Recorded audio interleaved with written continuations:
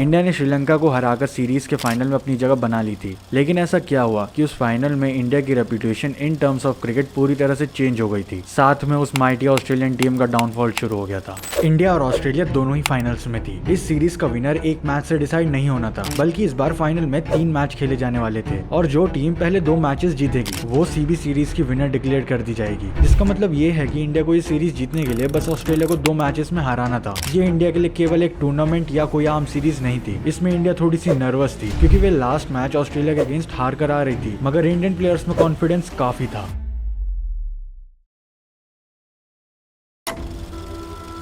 पहला match Sydney cricket ground में खेला जा रहा था। टॉस होता है और ऑस्ट्रेलिया टॉस जीत के बैटिंग चूज करती है। इंडिया की शुरुआत बेहद ही अच्छी होती है। प्रवीण कुमार और ईशान शर्मा ओसीज के टॉप विकेट्स ले लेते हैं। वे दोनों मिलकर Adam Gilchrist, Ricky Ponting and Michael Clarke का विकेट चटका देते हैं। ऑस्ट्रेलिया की हालत शुरू में ही खराब हो चुकी थी। As Australia was at just 24 for 3। Gilchrist and Ponting दोनों ही प्रवीण कुमार का शिकार हो जाते हैं एंड माइकल क्लार्क को ईशान शर्मा आउट कर देते हैं। इंडियन बॉलर्स काफी अच्छी बॉलिंग कर रहे थे, specially in the initial overs, मगर क्रीज पर अभी भी मैथ्यू हेडन टिके हुए थे। वे एंड्रू साइमंड्स के साथ मिलकर 113 रन्स की पार्टनरशिप बिल्ड करते हैं, मगर कुछ ओवर्स बाद ही हेडन और साइमंड्स दोनों ही आउट हो जाते हैं। हरभजन सिंह इंडिया की तरफ से अपना बेस्ट स्पेल डालते हैं by taking 2 wickets and just conceding 39 run, और ऑस्ट्रेलिया केवल 239 रन ही बना पाती है at the end of 50 overs. India के लिए स्कोर को चेस करना ऑस्ट्रेलिया जैसी टीम के सामने आसान काम नहीं था। There was a chance to choke but there was only a chance. India की बैटिंग में शुरुआत अच्छी होती है। As Sachin Tendulkar and Robin Uthappa starting से ही फॉर्म में लग रहे होते हैं, मगर टीम इंडिया के 50 रन के स्कोर पर आते ही उथप्पा आउट हो जाते हैं और 6 रन बाद गौतम गंभीर। युवराज सिंह भी ज्यादा कंट्रीब्यूट नहीं कर पाते हैं और जब इंडिया 87 पर थी तब यूवी ब्रैडहॉक्स की बॉल पर बोल्ड हो जाते हैं। India was in pressure and could have got lost, but Sachin अभी आउट नहीं हुए थे और एक एंड पर टिके हुए थे। उस टाइम पर इंडियन फैंस की सिचुएशन कैसी भी हो, मगर उन्हें तब तक उम्मीद थी जब तक सचिन थे, और वैसे ही होता है। Sachin lives up to his name by scoring his 42nd ODI 100 in 106 balls, also showing his Sydney grounds love affair।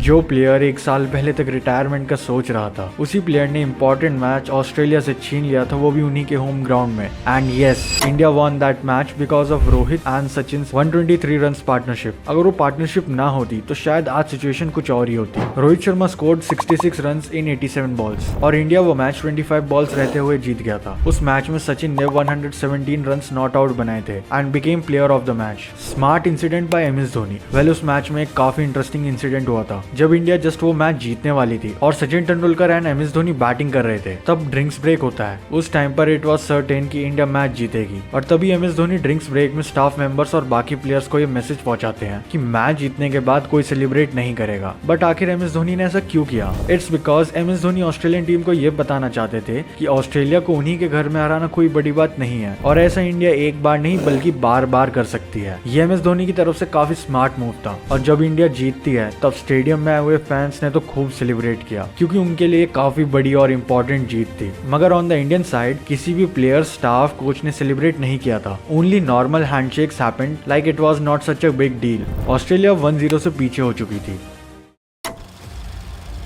दूसरा फाइनल मैच ब्रिस्बेन में खेला जा रहा था। मैच का टॉस इंडिया ने जीता और एमएस धोनी ने बैटिंग करने का डिसाइड किया, और पिछले ही मैच की तरह इंडिया की शुरुआत इस बार भी तेज रही। रॉबिन उथप्पा और सचिन तेंदुलकर बॉलर्स को टारगेट करके चौके मार रहे थे। इंडिया का 20th ओवर तक विकेट ही नहीं गिरा था। उथप्पा और सचिन मिलकर 94 रन की पार्टनरशिप बना देते हैं, बट बाद में इंडिया के विकेट्स एकदम से जल्दी गिरने लगते हैं और माइकल क्लार्क, सचिन एंड गंभीर का विकेट चटका देते हैं। दुख की बात यह होती है कि सचिन सेंचुरी बनाने से चूक जाते हैं। जब सचिन 91 पर बैटिंग कर रहे थे तब वे माइकल क्लार्क की बॉल पर पॉन्टिंग को कैच थमा देते हैं। सभी फैंस के मन में निराशा छा जाती है, क्योंकि वे सचिन को सेंचुरी मारते हुए देखना चाहते थे, मगर फिर से इस बार सचिन 90s पे आउट हो जाते हैं। हालांकि सचिन के 91 रन की इनिंग्स की बदौलत टीम इंडिया 258 के स्कोर पर पहुंच जाती है। अब ऑस्ट्रेलिया को गेम में बने रहने के लिए ये टोटल चेस करना था, और इंडिया को ये सीरीज जीतने के लिए बस एक और मैच जीतना था। ऑस्ट्रेलिया की बैटिंग में शुरुआत इस पूरी सीरीज में अच्छी नहीं रही थी। कोई ना कोई आके अर्ली विकेट्स ले ही जाता था। इस मैच में भी वैसा ही होता है, और मैच की तीसरी ही बॉल पर एडम गिलक्रिस्ट प्रवीण कुमार को विकेट दे देते हैं। कुछ देर बाद पॉन्टिंग भी आउट हो जाते हैं और फिर माइकल क्लार्क भी। ऑस्ट्रेलिया के विकेट जल्दी गिरने लगते हैं, लेकिन मैथ्यू हेडन और एंड्रू साइमंड्स की पार्टनरशिप बन जाती है। इस पार्टनरशिप को तोड़ने का काम करते हैं हरभजन सिंह और वे साइमंड्स को LBW आउट कर देते हैं और थोड़ी देर में ही मैथ्यू हेडन रन आउट होकर आउट हो जाते हैं। And now Australia was eight 123 for 5 और इंडिया की जीत के लिए कुछ उम्मीदें बनने लग रही थी। ऑस्ट्रेलिया को अभी भी जीत के लिए 136 रन चाहिए थे और अभी तक आधी टीम पवेलियन लौट चुकी थी। माइकल हसी और जेम होम्स मैच को बचाने की कोशिश करते हैं, लेकिन फिर वे दोनों भी आउट हो जाते हैं। ऑस्ट्रेलिया की बैटिंग में लगातार विकेट्स गिरने के कारण ऑस्ट्रेलिया केवल 9 रन से वो मैच हार जाती है। उस फाइनल सीरीज में माइटी ऑसीज कहलाए जाने वाली टीम इंडिया को एक भी मैच में हरा नहीं पाई and India won the 2008 CB series defeating Australia by 2-0। Well, उस मैच का मैक्सिमम क्रेडिट हमें bowlers and captain MS Dhoni को देना चाहिए, जिस हिसाब से उन्होंने अपने बॉलर्स को यूज किया by doing bowling changes and also the bowlers जो मैच के हर फेज में विकेट निकालने की कोशिश में लगे हुए थे। वो उस जीत के लिए काफी इंपॉर्टेंट था।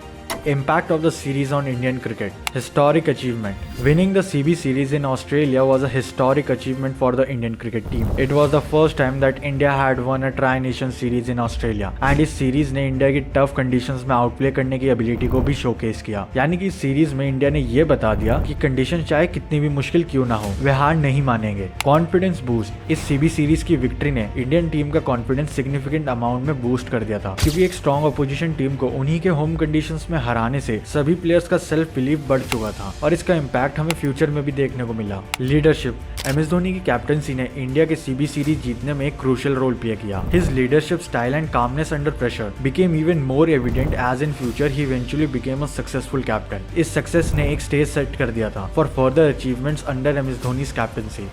Team building. Well, as mentioned earlier, ये टीम पूरी तरह से न्यू थी in terms of bowling and even in batting because Gautam गंभीर, robin उथप and few other players को ज्यादा एक्सपीरियंस नहीं था, लेकिन फिर भी हमें पता है कि आगे क्या हुआ and also how they became the match winning players for India in upcoming years of Indian cricket team. Well, at the end we can say 2008 में CB सीरीज की जीत इंडियन क्रिकेट में एक इंपॉर्टेंट सीरीज ऑफ मोमेंट्स थी, जिसने team के improvement में contribute किया, players के अंदर सेल्फ कॉन्फिडेंस पैदा किया और फ्यूचर की सक्सेस के लिए स्टेज तैयार किया।